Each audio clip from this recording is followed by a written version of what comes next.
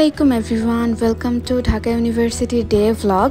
আমি বলতে চাচ্ছি এটা ছিল ঢাকা ইউনিভার্সিটির 104তম প্রতিষ্ঠা বার্ষিকী। আর এই দিন আমি ফার্স্ট টাইম কোনো এরকম ঢাবির বার্থডে সেলিব্রেশনে যাচ্ছি। আমার 2 বছরের ইউনিভার্সিটি লাইফে এটাই ফার্স্ট টাইম।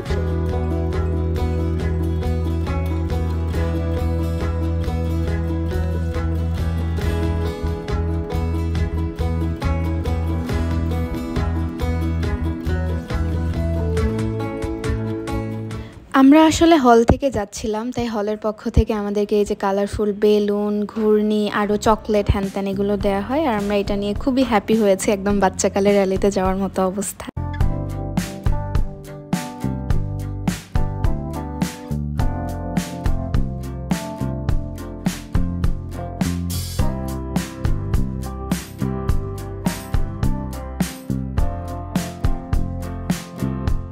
আমরা বাসে করে চলে যাই ভিসি চত্বরে, যেখানে আরও অন্যান্য অনেক হল ছিল। মানে র্যালি অলরেডি শুরু হয়ে গেছে, আমরা একদম লাস্ট মোমেন্টে যে কোনো মতে র্যালিতে জয়েন করি।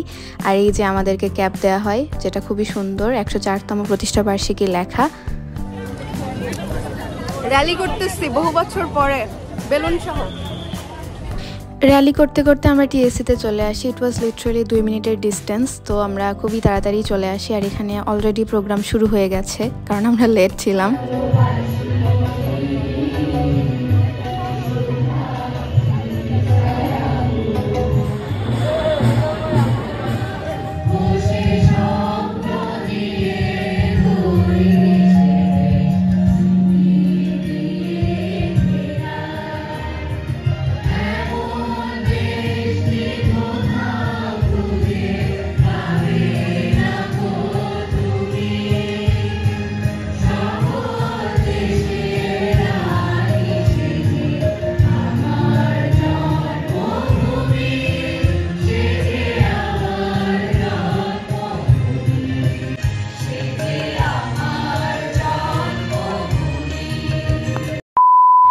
এরপরে আমার ফ্রেন্ডের সাথে দেখা হয়ে যায়, আর ওর সাথে আমি পুরো দিনটা স্পেন্ড করেছি।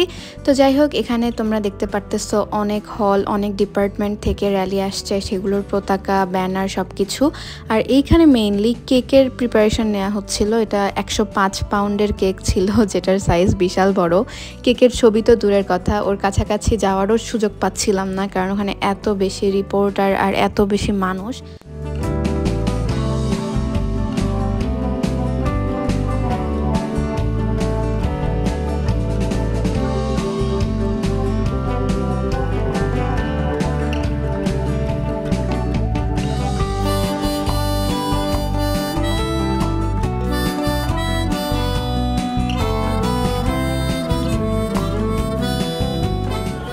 এখানে আমরা কেক পাইনি, তাই এখন আমরা কেক খাওয়ার জন্য অডিটোরিয়ামে যাব।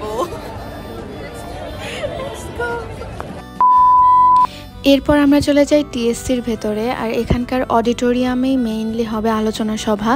আর আলোচনা সভার শেষে হয়তো কেক দেওয়া হবে, সেই আশাতে আমরা গেছি। বাট এই যে তোমরা অডিটোরিয়াম ভর্তি এতজনকে দেখতে পাচ্ছ, ম্যাক্সিমামের ইন্টেনশন আমাদের মতো কেক খাওয়াই ছিল, কারণ কেক দেওয়ার পরে পুরা অডিটোরিয়ামই প্রায় ফাঁকা হয়ে গেছে।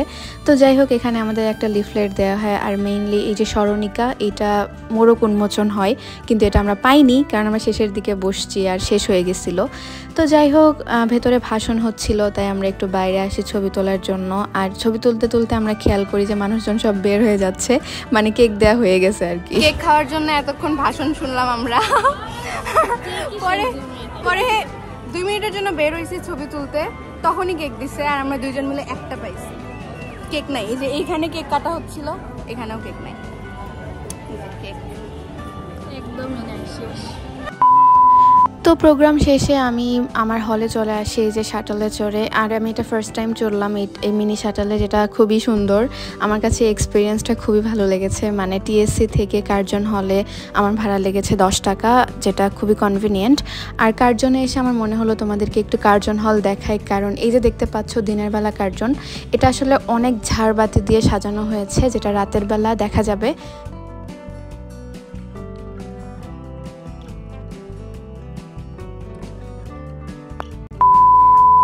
এরপর সন্ধ্যার আগ মুহূর্তে আমরা আবার বের হওয়ার ডিসিশন নেই। আমাদের প্ল্যান ছিল আমরা পুরো ক্যাম্পাস ঘুরে দেখব, কারণ পুরো ক্যাম্পাসই সাজানো হয়েছে, কিন্তু আমার আসলে চার্জার নষ্ট হয়ে গেছে, সো আমার চার্জার ঠিক করতে যেতে হয়।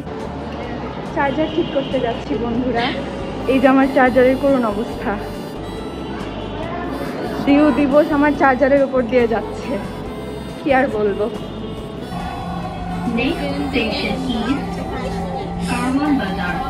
আমরা বেসিক্যালি বসুন্ধরা শপিং কমপ্লেক্সে গিয়েছিলাম, কিন্তু মঙ্গলবার ছিল, এই দিন বন্ধ থাকে, আমরা ভুলে গিয়েছি। আমরা এখন আসছি বসুন্ধরায়, কিন্তু এখানে এসে শুনতেছি বসুন্ধরা মঙ্গলবার বন্ধ থাকে, মানে এখন ঘুরে যাওয়া লাগবে এখন আমাদের।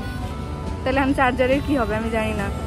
এখন এই মেয়েটা এত কষ্ট করে এই মানে আনকমফোর্টেবল ড্রেস পরে মেয়েটা আসছিল আমার সাথে একটু আমার চার্জার কিনতে হেল্প করবে, বাট কি হয়ে গেল এটা। এখন আমরা আবার ফেরত যাচ্ছি গাইস। এই দিন অতিরিক্ত গরম ছিল আর আমাদের দুইজনের কেউই আমরা তখনও ডিসকাউন্ট খাইনি, তো ভাবলাম এটা ট্রাই করা যেতে পারে। এইমাত্র ডিসকাউন্ট কিনেছি, কিন্তু আবহাওয়া অনেক বাজে, গরম লাগতেছে, তাই আমরা কাচ্চি ভাইয়ে যাব ডিসকাউন্ট খাইতে। আমরা কিন্তু কাচ্চি ভাই অন্য কিছু খাবো না, শুধু আইসক্রিমটা বসে খেয়ে চলে আসবো।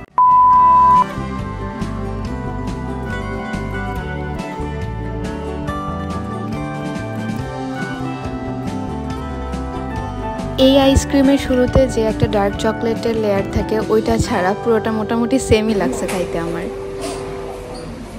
এটা পুরোটা নর্মাল আইসক্রিমের মতো, নাথিং স্পেশাল গাইস, একদম নর্মাল।